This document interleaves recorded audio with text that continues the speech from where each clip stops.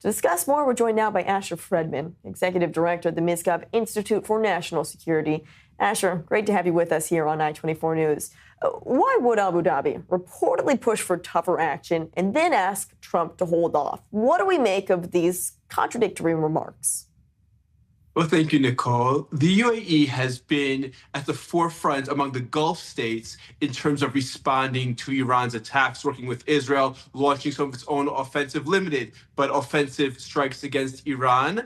But imagine that Abu Dhabi cannot live with the situation where you still have a regime in Tehran that's threatening its neighbors. All Tehran would have to do is once every 3 months disrupt shipping in the Hormuz. Once every few months, send a drone into Dubai, and that would be extremely disruptive to the UAE's economic model. Now, the UAE is trying to, one of its approaches is to look westward, so the India, Middle East, Europe corridor, new pipelines that bypass the straits, go straight to Fujairah, bypass the Strait of Hormuz. But at the same time, the UAE ultimately, I believe, would like to see a regime in Tehran that is not threatening to its Gulf Arab neighbors. But when it comes to what we're seeing right now, is Washington still setting the regional strategy, or are the Gulf states increasingly calling the shots? Because this is not the first time that the president has gotten a call from Saudi Arabia urging to de-escalate and then listened and called off strikes. How much influence does the Gulf have over the president's military decisions as it stands right now?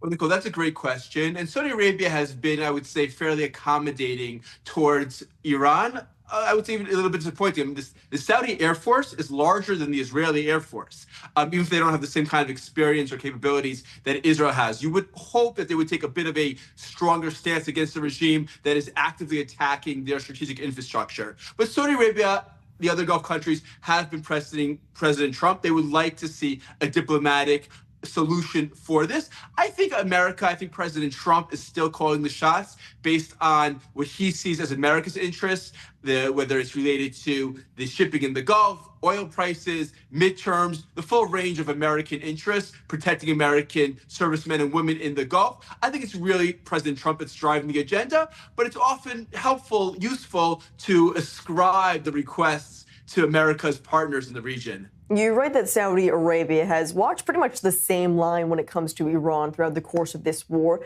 But as the UAE is now siding more towards Saudi Arabia, are we perhaps seeing more of a joint Gulf stance when it comes to tackling the threat from Iran?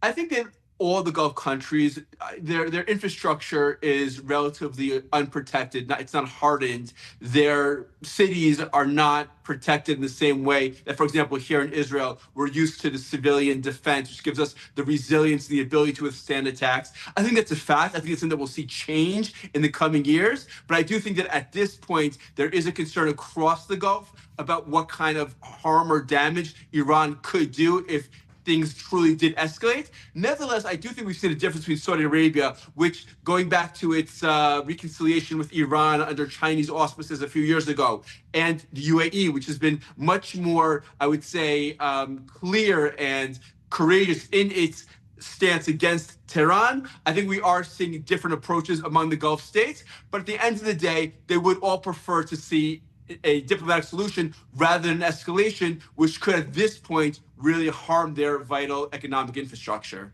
All right, Asher Fredman, great to have you with us on I24 News and hear your perspective on the Gulf stance that we're seeing right now. Appreciate it. Thank you. Thank you very much.